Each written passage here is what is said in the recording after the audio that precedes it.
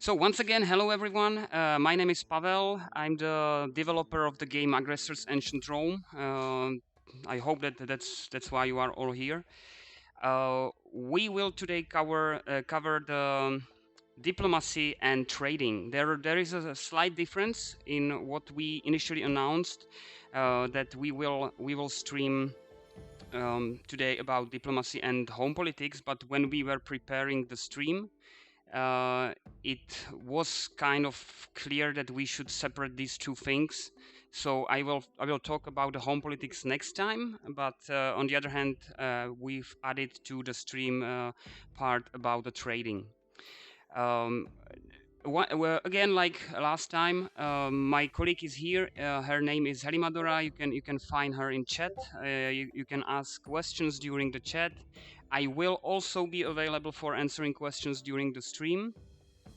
I need to point out one thing. We've had a pretty big thunderstorm here, and the connection was down, and it seems like there are some kind of problems with the connection. So if there is anything like lags or even disconnection, then I'm really sorry. It's not our fault, but hopefully it will work fine. If not, then we will need to do it another time. Okay, so let's begin. You should now see the you should now already see the game, and let's jump directly to the game. If you experience any kind of lag, please let me know, because I might not be even aware of that. Yeah, I already thank you Surtur. Yeah, I already turned it off, and I should probably turn off also all the notifications on Skype. Right. So here we are. That's our game. I hope that you can see it. I'm pretty sure that most of you are already familiar with how the game looks like and how to get to particular windows. But I will, just to be sure, I will just cover it once again very quickly. So the most important windows for diplomacy is so-called political map. You can either go there when you click on the state window and then to foreign relations, or you can click on the big button in the lower left corner, which is the foreign relations window, and it will bring you to the same window. This window, you can see that it's a political map, and with a number of banners.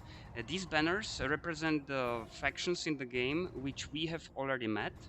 So it means that those might not be all the factions in the game.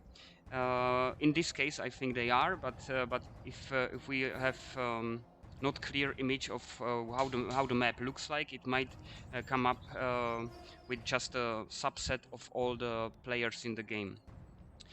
Once we hover over the banners, we can see that it shows tooltips. Not just with the name of the faction, but also with many other progress bars or indicators. The first one is attitude, which is basically the indicator how the player, we are just investigating how the player likes us. The second indicator is the army moral. It's actually, guess this term. Okay, sorry. The army moral, which is basically the army moral of our army, of our soldiers, when they need to fight against this enemy. And then there are four different indicators of comparison between us and the player in question. You can see that there is population, economy, power, and country size.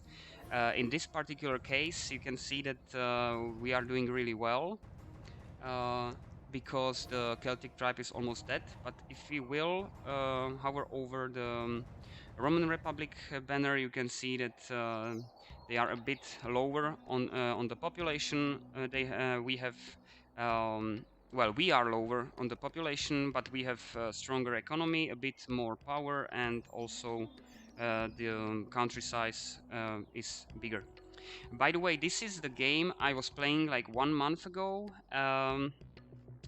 and it was constant struggle, to be honest. I'm playing as Epirus Kingdom, and it's my favorite faction. Uh, we were able to survive on the Sicily island.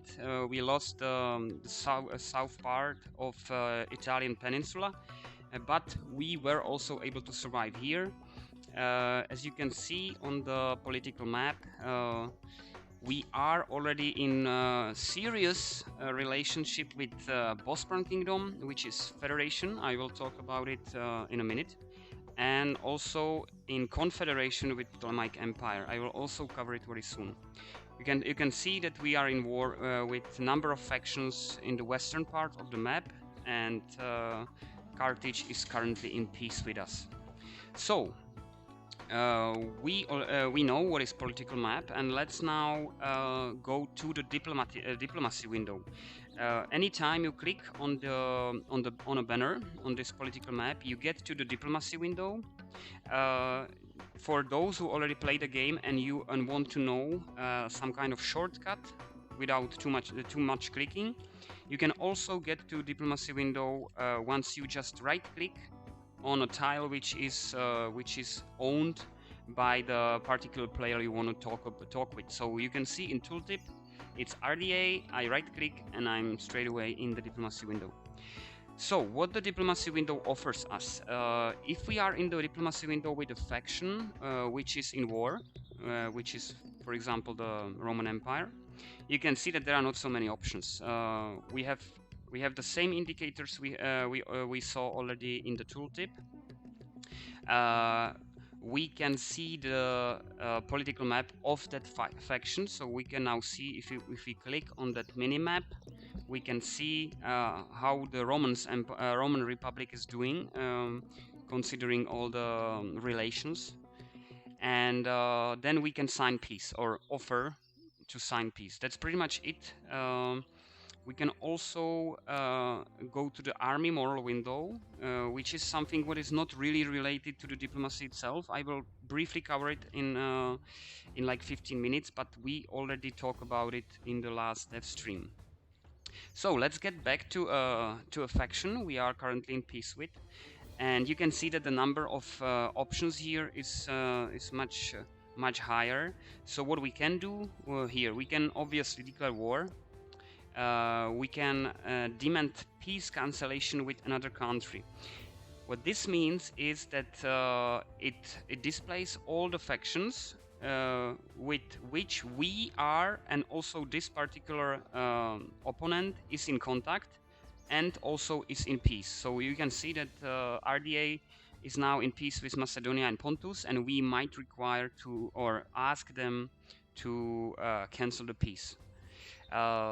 What factors are involved in this calculation, I will also cover during this stream. Then there are so-called treaties. There is altogether 11 different treaties, and these treaties are mutual, which means that whatever we sign with the opponent or potential partner, it has an impact on both sides the same way.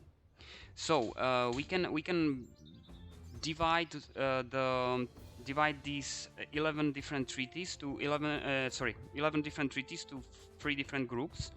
The first one would be city visibility, tile visibility, map item info, and unit visibility. That's kind of a, let's say, the simple treaties, and this is like a first step in building a trust between you and your partner. I would always use I will use the word opponent. So this is RDA is right now our opponent. So we have this first group of these 4 different treaties, and City visibility is pretty clear what it does. So we will see all the cities of the opponent, and the opponent will see all the cities which we have. Then there is tile visibility, which is pretty self-explanatory. Map item info, which means that we will see the properties of all the units, and unit visibility, which means that we will basically see all the units, even the vessels and basically everything what the opponent has has and use. So this is the first group, and most of these things are not really that important. The important one is definitely city visibility, because that will allow you to trade with your opponent. But the rest, it's more about building trust. So each of them is like a step forward in building the relationship, building up the relationship. Then there is the second group. It's already kind of a bit more advanced. It's trade routes, supply support, map exchange, homeland movement, and road usage. I would just like to point out here, because I don't want to forget, like all the controls, UI controls in the game, everything has a tooltip. So you can read whatever it does always when you hover over, and we also have the so-called hints in this top or upper right corner of the screen. So you can see the tooltip, and then there is the hint, which is a bit more detailed, and you should find out what this is about. First of the in this group, so-called trade routes. It's important to understand that this is not about establishing trade route between you and your opponent. I will come back to the trade routes later. This is basically a treaty which will allow your opponent to have a trade route with another player through your country. So let's say now we are talking with RDA, and the RDA has a business partner which is behind or in the map. He's kind of on the opposite side where the RDA is, and the RDA have two options. The first one is that they will basically have the trade route around us, or if they will sign the trade routes treaty, they can send their traders through our country, which makes it for them more cheap. Then there is the second treaty in that group. It's called supply support. We already covered the supply management feature in the last stream. So if anyone didn't see that, I highly recommend to look at it as well. Basically, every unit needs supplies, and once it's out of supplies, it might get damaged, or might even desert, might disband. So this is something what is essential if you want your units to move further from your country. There are so-called suppliers which might eventually be able to provide these supplies to your units, but there is also this supply support treaty. This supply support treaty basically means that the opponent, we agreed upon this, will provide the supply support for our units. So if I will go back to the map, RDA is here. This is the capital, and let's say we would disembark somewhere in this area. We can keep the supplier here like a vessel, or we can agree or sign the supply treaty with RDA, and this means that they will provide the supplies from the capital, which is definitely more secure, because our ship can be destroyed by enemy vessels. So that's the if you have, guys, any questions, just please ask straight away. I'm happy to answer those questions, even during the stream. So the next one is map exchange. This is also pretty self-explanatory. So whatever I see, the opponent will see, and the other way around. Then there is homeland movement, which will allow our opponent's units to go through our country, our land, And if we will allow the road usage, it will also take advantage of the bonuses which the roads like dirt road and paved road gives us. So if this is also based on a trust, so a homeland movement is something like, yeah, okay, you can go through our land, but but because of you cannot use really the bonuses, it would take too long, so they will not really go to through your country, only in a very, let's say an emergency case. If we will allow also road usage, they will move across our country as we do, so it's kind of a step forward in the relationship. And there are these two, that's the last group, and those are military pacts. The first one is called Defense Pact, and it means that whenever someone declares war to us, the opponent will declare war to this, let's call him aggressor, and the other way around. So if someone declares war to our opponent, we will declare war to the aggressor as well. The important thing to understand is that this cannot be reconsidered. So this happens automatically. There is no way how you can say, okay, I don't want to go into the war. It's a design choice. It's not a mistake. It's basically because of otherwise this would have no meaning. So if you are not sure, you trust your opponent to such an extent that you are willing to go to war on his side, then you shouldn't sign this pact at all. And then there is this Brothers in Arms, which is basically kind of attacking pact or offensive pact, which means that whenever we declare war to someone, the opponent will join us, or when the opponent declares war, we will join him.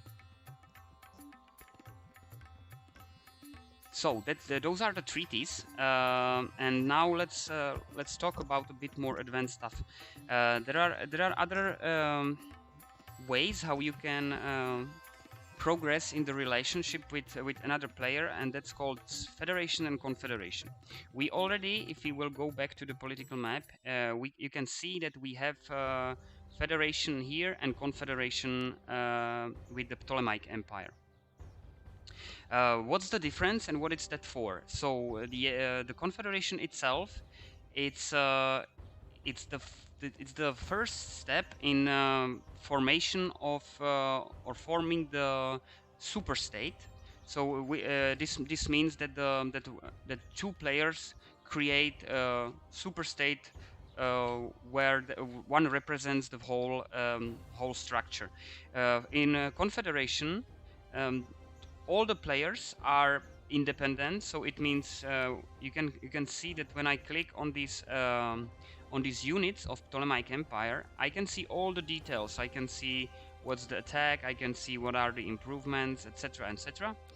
But I cannot do anything. I mean, there are no actions allowed, and even the influence is not allowed in the confederation, so I cannot influence my confederation partner.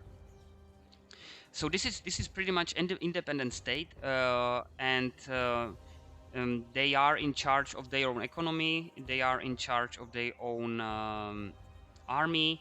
The only thing what we are in charge for both of us is the foreign policy, which means that if we, for example, declare war, we are Epirus, and this is the member of our confederation. If we will declare war to Carthage, then Ptolemaic Empire will follow. There is no, that's simply mandatory. They cannot do anything else, so they will be in war with Carthage as well. The only way how they can, let's say, how they can not follow our foreign policy is that they will revoke this confederation. That's the confederation thing, the confederation pact, and then there is the federation pact. Federation pact is even more bound. The binding is much more tight between two players, and if you look at the political map, you can see the difference. The difference is that Ptolemaic Empire has its own color because it's a kind of an independent state, but Bosporan Kingdom is already in green, so it's our color.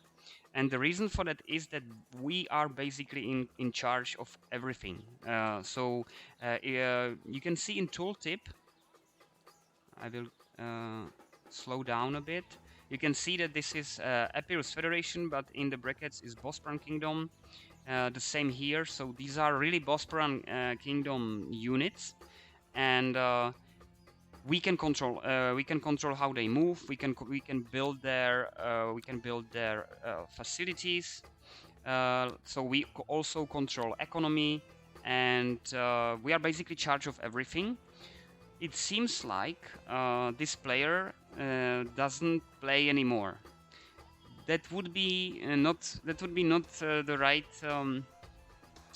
that would be not the right image of what the federation is, because the player in this case Bosporan Kingdom is still there, and he's kind of observing. He's dormant, but he's observing how we treat his part of the of the country, or the part of the super state which belongs to him. So he's not here. You cannot really see him. The only way how you can see him is that he's having still his banner here, and he also has the attitude indicator, but he doesn't do anything. There are a number of factors which the AI player always consider, and what matters in a way that they will stay in the federation or they will revoke it. It's the list of the factors is pretty long, but I would just say I would just explain the most important ones. So the first one is the happiness itself, which means that the part of the country of the member of the federation partner should be happy. That's the first thing, and ideally it should be even more happy than our part. If his part is not as happy as our part, it's a minus. It's not a big minus, but it's already a minus for us. Then a very important thing is the security of this part of the super state. So if the people feel safe and not threatened by anyone, then again it's good for the master, in this case us, and the other way around. Then it also considers, the AI player considers if the economy is growing. So it means that if we build roads, if we build fields, if we build blacksmiths, if the city sizes are increasing. Number of factors here is quite big. And it wouldn't make sense to go through all of them, but there is a very simple way how you should know if it's good or not good. You should treat your partner as you would like the partner treat you, which means if you will not take advantage of this part of your super state, so you will, for example, not just build or recruit units in this part of the super state, but you will do it everywhere.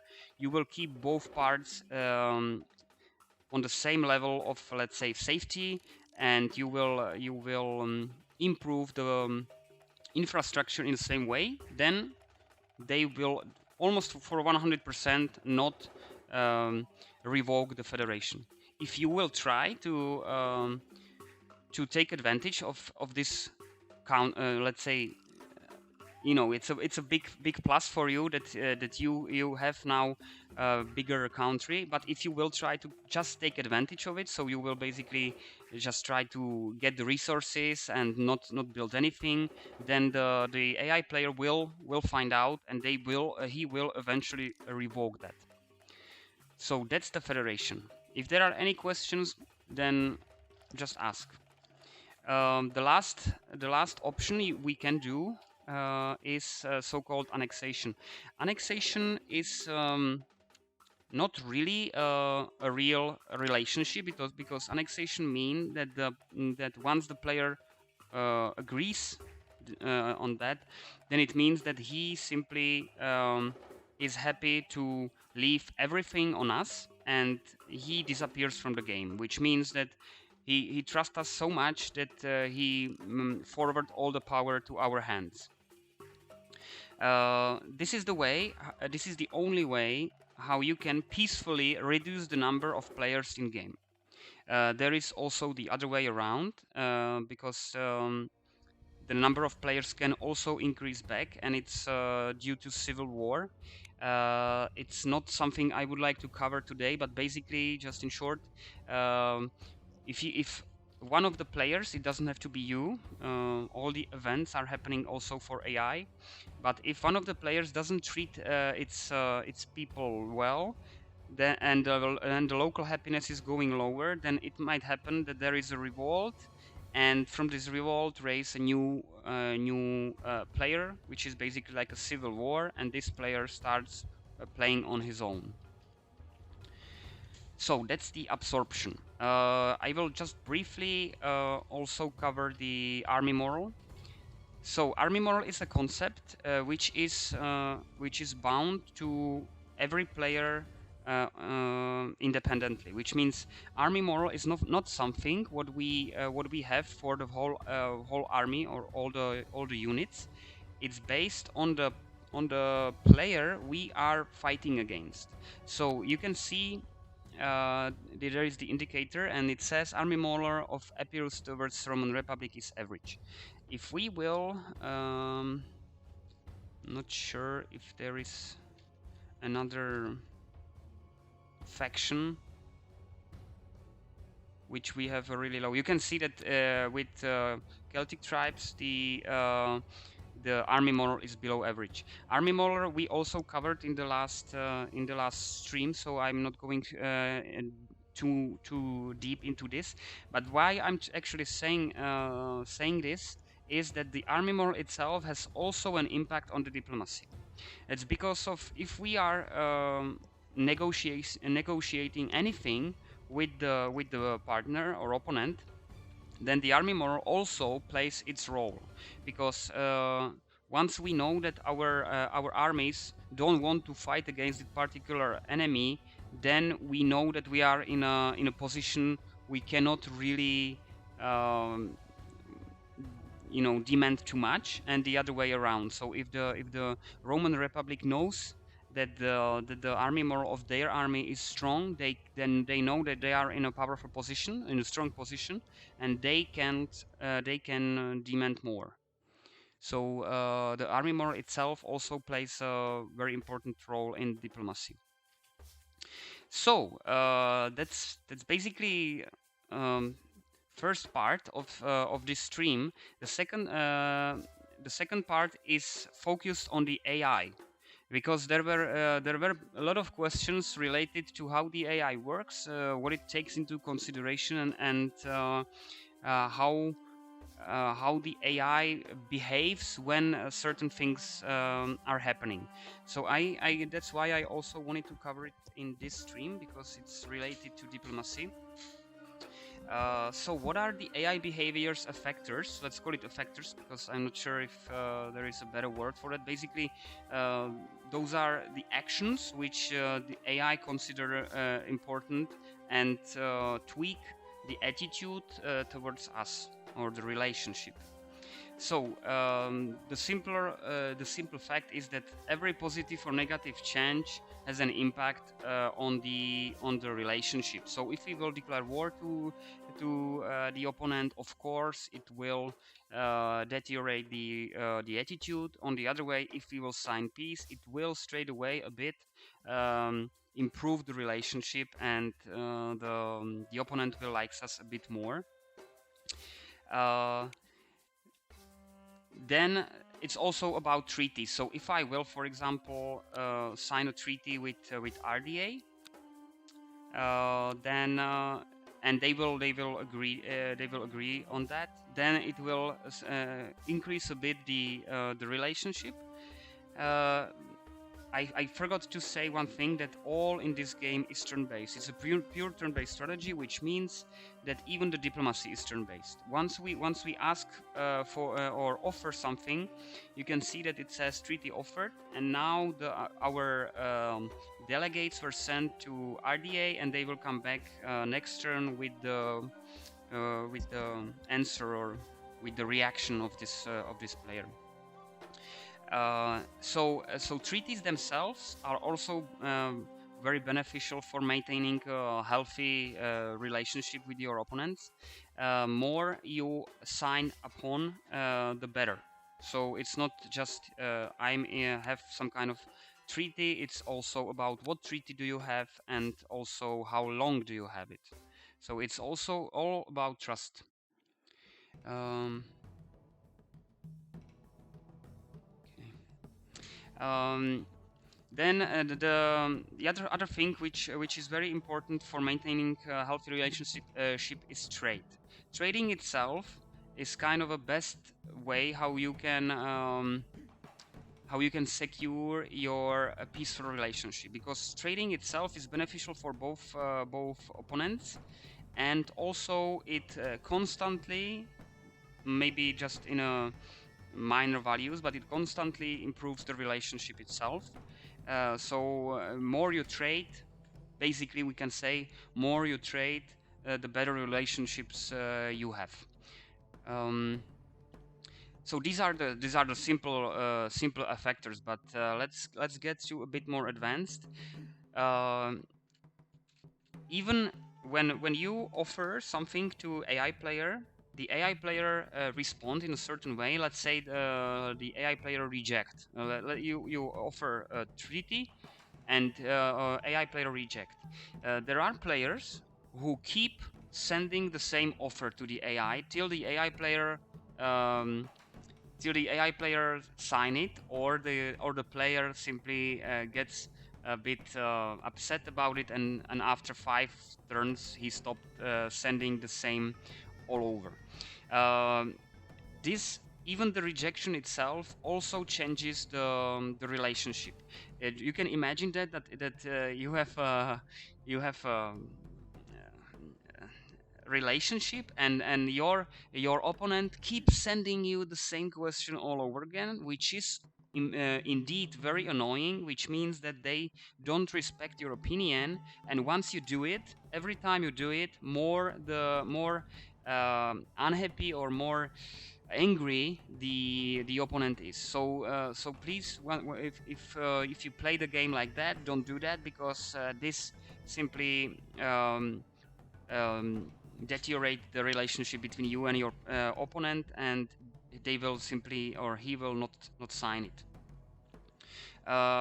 Also, one of the things I'm not sure if I covered last time, it's called influencing cities.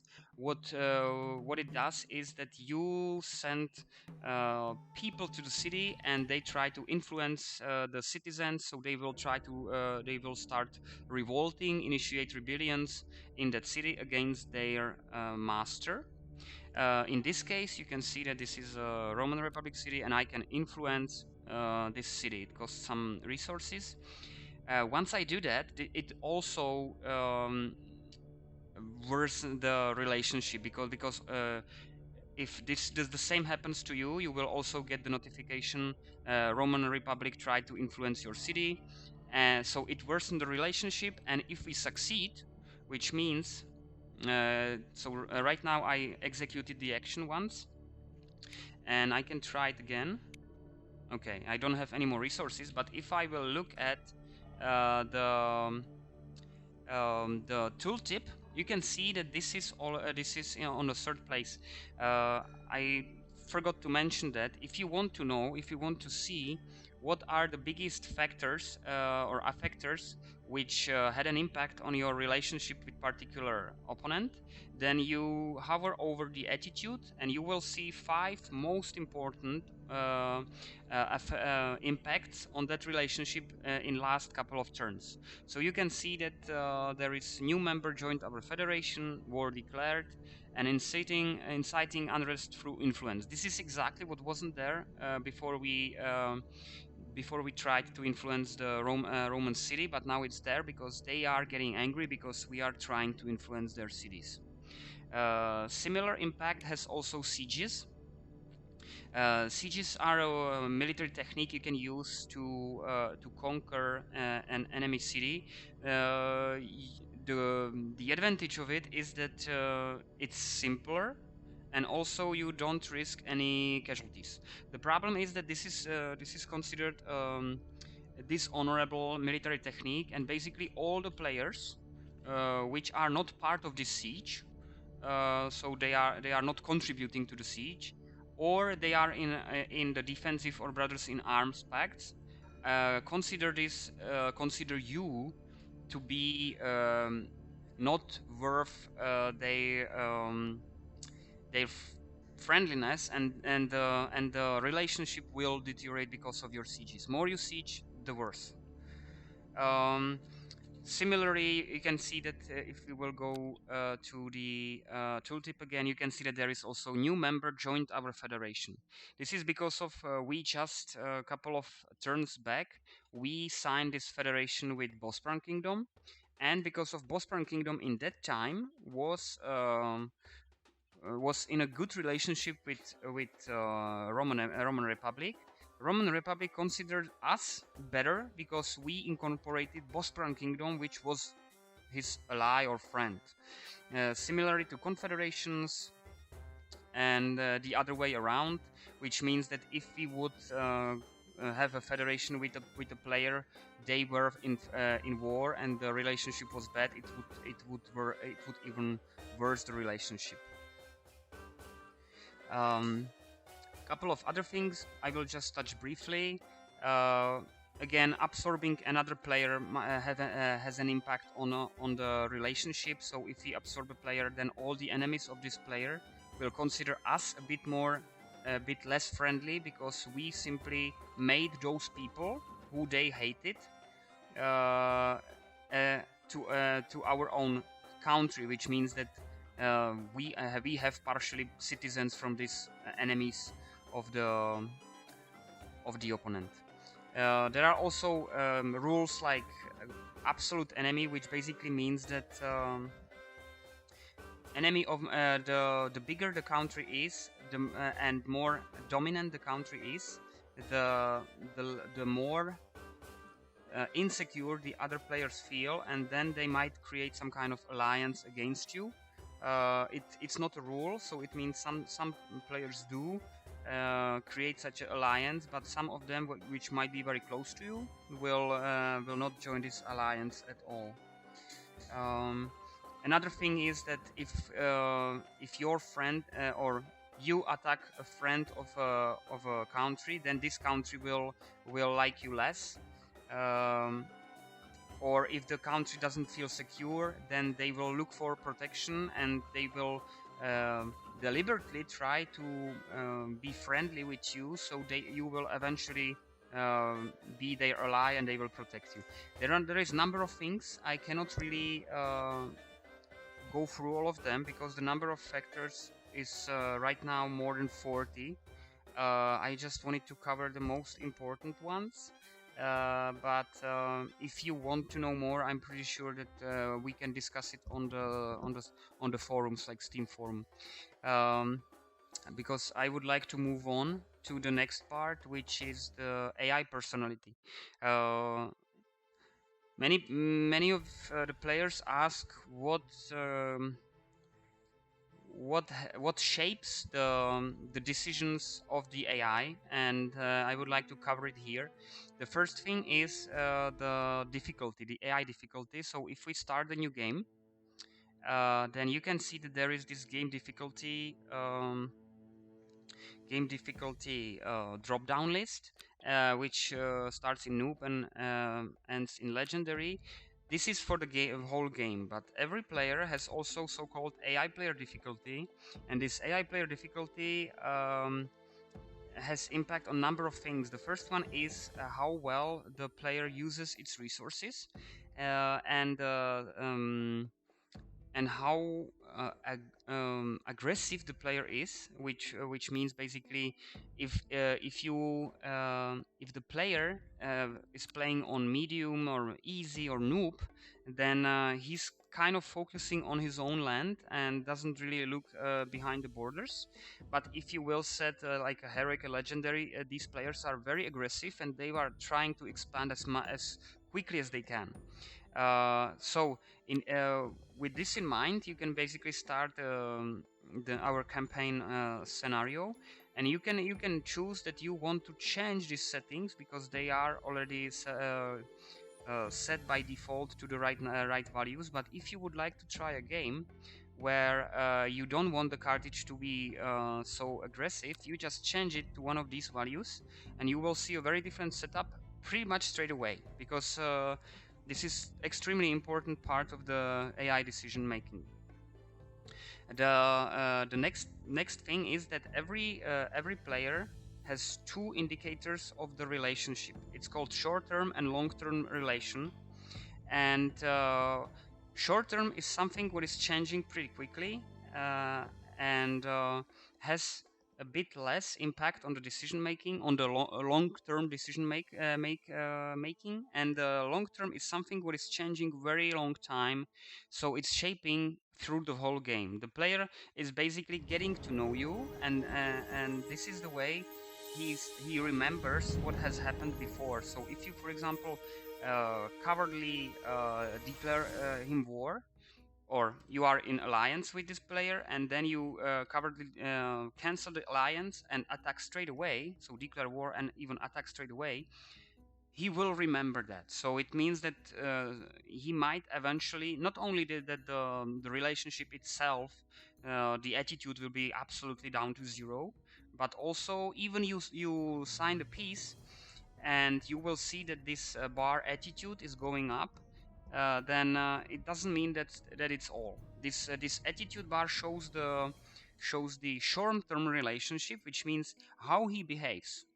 It's from our perspective, you can just imagine that you have a meeting, or how it's called, how to call it, and you meet this delegation and you talk to them and they seem friendly. That's what it's, this attitude.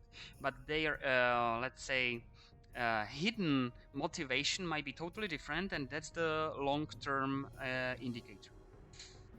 um, the next thing related to the AI personality is the willingness of subordination. Basically, what it means is that there are players who are willing to join or be the member of our super states more easily than the others.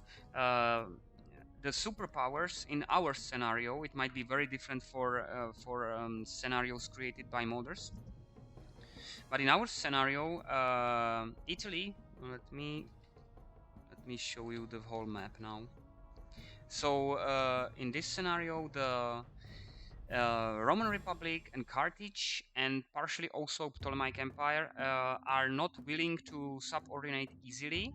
So if you really want to pursue them to join your superstate, you really need to be strong, and you also need to have a very good attitude. We can look at here, and you can see that our attitude is almost at 100%. And that's also the reason why they are willing to stay or be part of this superstate with us.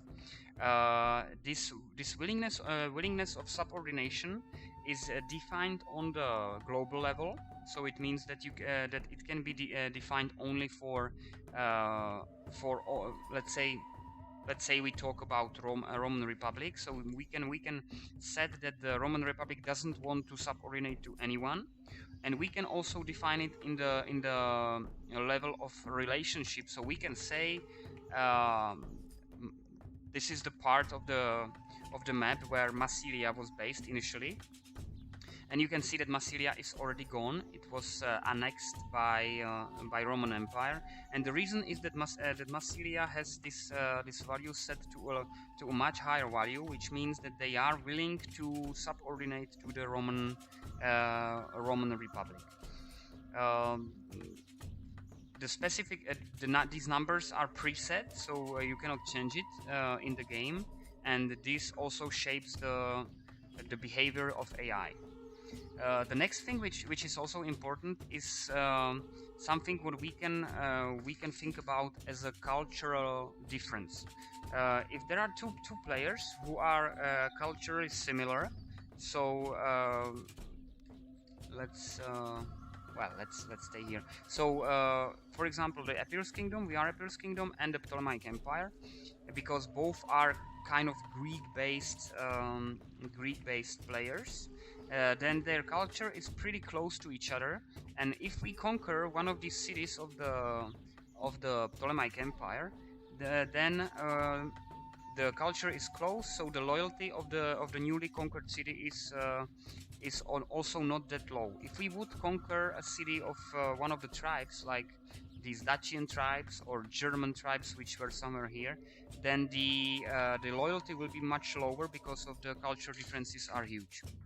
So this is also kind of preset in the scenario and shapes how the computer player or AI player thinks about what are his targets, because it's definitely easier for the AI player to conquer a part or another player who is similar in the cultural perspective to his own people. Okay, and there are two more things I would like to cover regarding the AI personality. It's called revenge and preparation for war. It can happen to you when you play the game that that the AI player you lead a military campaign against the AI player, and the AI player is not doing well, and he asks for a peace. If he asks for a peace, then it's almost for sure that he knows that it's not going well. But it doesn't mean once you sign the peace, it doesn't mean that you are okay with this player, because it might happen that they will bring from this war a revenge feeling, and this revenge feeling might last for decades. So even after 20-30 turns, this may come up on the surface again, and they might declare you war again. So what this revenge factor is, it's one of the hidden factors you cannot see, which means that even if I would sign peace with the Roman Republic, with which I'm in war with now, then I wouldn't see it in the attitude, I wouldn't see it in the tooltips, because it's a hidden factor, and they are keeping this for themselves. And once there is a good time for that, it will come back to the surface. This revenge feeling eventually disappear. So it slowly deteriorates or decreases the value till it's getting really to zero. But first of all, you don't know how big this revenge feeling was. So you don't know, you don't basically know if there is any revenge or not. That's the first thing. And the second thing is that that the length of this deterioration varies a lot. So you should be very careful about that, because once you think that you can move your units to the other front line, they might basically they might start conquering your rear. The last thing in AI personality is the preparation for war. So AI player also tries to simulate how the human player would play, and it's so-called preparation for war. So they don't declare the war and then just do nothing. They might like accumulate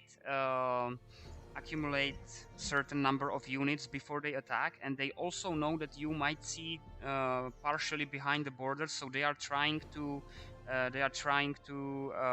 accumulate these forces a bit further from the borders, so you might not see them. So this is basically the diplomacy, and now I will get to the third part of the stream, which is the trade routes and trading. I don't see anything what is meant for me, which means I'm pretty sure that Surtur, Harimadora, and maybe Cable Nexus already answered all the things, so I will just continue. So trade routes. Trade routes are extremely important part of the game. The reason is that sooner or later, if you will play on a higher difficulty, you will get to a situation when you need a particular resource and you simply don't have that. Uh, Excuse me. So trade routes might be very helpful here, and it's not just the resources you might get out of this trading, but also it can improve the relationship, like I already said before. So how does it work? First thing is that to be able to trade, you need to have so-called trade route. Trade route is a connection between one of your cities to one of the city of the opponent. And so to be able to have this trade route, you need to see at least one city of your opponent, and opponent needs to see at least one city of yours. That's extremely important because um, that's when the city visibility comes up. So if you cannot trade, it will simply show you in this trading window here. It will says there is no trade route.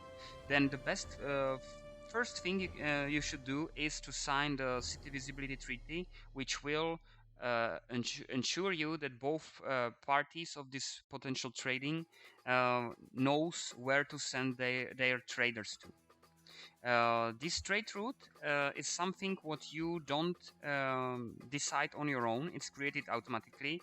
Uh, we can also see the trade routes in the political map. So you can see that we have right now 5 different trade routes. We have one trade route to the RDA. You can also see in the tooltip that it says trade route established. And below this line, there is also the list of all the resources we are trading. So you can see that we are trading stones, wood, gold, and coal. And we are getting, well, we are basically getting these resources, and we are sending to RDA iron. We have also the trade route with Carthage. We don't trade, but we have a trade route. We also have trade route with Ptolemaic Empire. We trade something, but not much. And we have trade route with the Dacian tribes, not trading anything, and with the Pontus, not trading anything. These trade routes are created automatically, and you cannot really impact that. It calculates all possible options and selects the let's say the most beneficial one for you. The benefit is calculated out of the trade loss. So what is trade loss? Trade loss is basically a number in percentage of how much of the resources you are sending to your business partner are lost on the way, or how much you actually pay out of these goods to execute this trade. So if I will go to the trade overview window, you can see that there is a trade loss and risk of robbery. Trade loss is 6%, which means that we lost on the way 6% of all the goods we are trading, which is 6 iron. In that case, we are actually not sending 6 iron, but we are sending 6.06. Oh, sorry, 6. Well, basically 6% more of the iron, and the opponent RDA will get 6 iron, but we are actually sending more than that. That's the trade loss. Trade loss is based on a number of things. The first one is the distance. The second thing is the let's say how easy is it to transfer the goods through that tile. So if you would have trade route through the hills, it's much worse because the trade loss is higher than sending it through the plains or grassland. Very cheap and safe is to use the rivers. So if we would, for example, travel from Philippopolis, then the trade route would definitely go through the rivers and then across the sea to our business partner. Also, the roads and paved roads are very important. So once you have roads and paved roads, it decreases the trade loss. So you can see that the trade loss is basically something what you have to pay, and the longer and more difficult the trade path is for the traders, the more you pay extra. This is the way we ensure that you really prefer to trade with partners which are not far away, which makes definitely, I think, makes sense. Um, then there is a second indicator called trade risk of robbery. Risk of robbery depends on the number of tiles which are not owned, which means that if we would trade with someone, let's say we would be in peace with Roman Empire and we would trade with them, then it would probably go to one of these two cities, and there would be pretty much no risk of robbery at all because we are going through our land and his land. But if we have the trade route through the tiles which are not owned, which are sea tiles, or the unknown tiles. I'm not sure if there are any more unknown tiles in this map. Yeah, here is for example the unknown type. So if the trade route would go like that, there would be a higher risk of robbery. Uh, the trade lots itself is based on the tiles through which the trade route goes, but the trade route is recalculated every turn. The reason for that is that it might change. If we, for example, are in the war with Roman Empire, okay.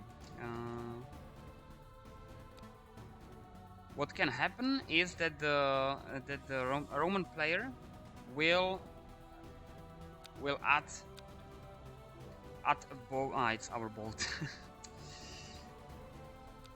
Okay, we can. So if this happens, the next turn, this trade route, which you can see now that there is an active trade, it will change. It will recalculate the trade, and it will go around that particular unit. But if the Roman Republic will block both of these tiles, there will be no way how we can use this sea trade route, and the trade route will simply change. It will change, and once the trade route change, it always means that the trade loss is going. The trade loss is value is increased. Once it's increased, then the benefit of the trade might be lower, and that's why when you sign the trade, there is a so-called trade stop limit. So let's go to the trade window. So this is the trade window, and how it works, how the trade works is that it's basically an exchange of a set of your resources for a set of resources of the opponent. So what we do basically is that we uh, offer what is below our name, which is Epirus, and we want whatever is below the name of the opponent. So let's say we need gold. Let's say we are out of gold and we need gold. So what we do, we will click on this icon of gold, and we will say how much gold we want. It's very important to understand that this is not one way of trade. This trade usually lasts for many turns. You can set for how long do you want to have a trade. It's called trade length. You can also have one-off trade if you set it to one, but it's not something. Basically, AI player and definitely prefers to have trades with lower values or lower amounts and longer ones. So let's say we want 3 gold per turn, and we can give them on return something from our resources, from our stockpile. Once you hover over these items, you can see that how much you have, or you can also see what is the surplus of this particular resource type, and you can click on that and select how much will we send our opponent or business partner per turn. Before we do that, I would like to say that there are a number of different types of negotiation you can use, because whatever you choose, it doesn't end up here. It's actually the start when the negotiation begins, and now it's about the offer and demand. So when we have something selected only on the part of our business partner or trading partner, there are two options. The first one is the open request. Open request basically mean that we tell Arden, okay, we want free gold, and you can choose whatever you want from the resources we basically from all the resources we have.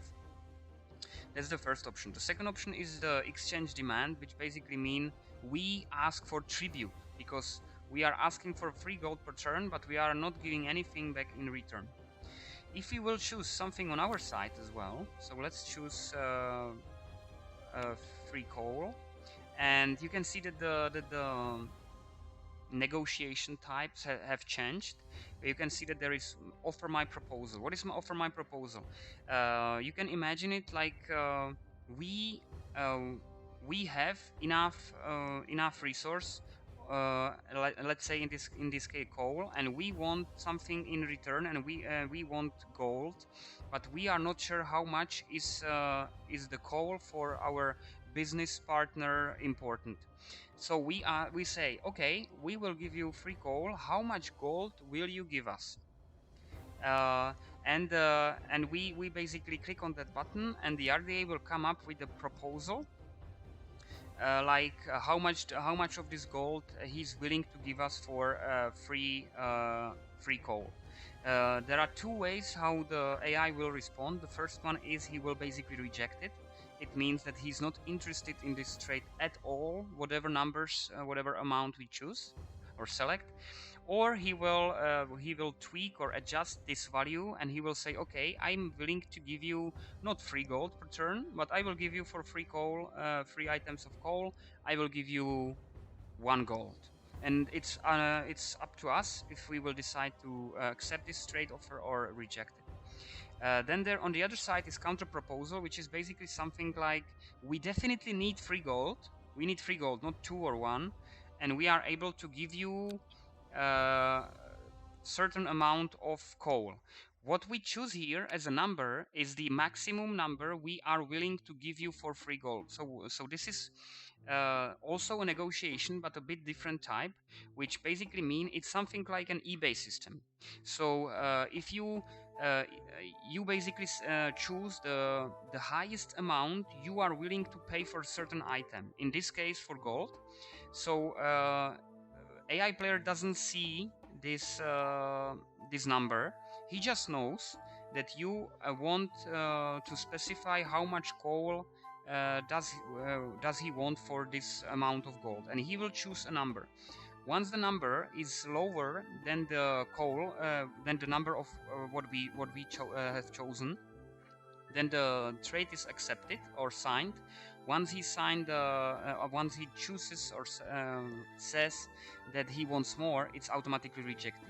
Basically, what it means is that we are sending to his country traders, and they know how much they can in max spend for this trade or offer in this trade. And if the opponent RDA wants more, we know that we cannot afford it because our orders were this is the maximum price. So it's a bit similar to the eBay system. Most of you are probably familiar with.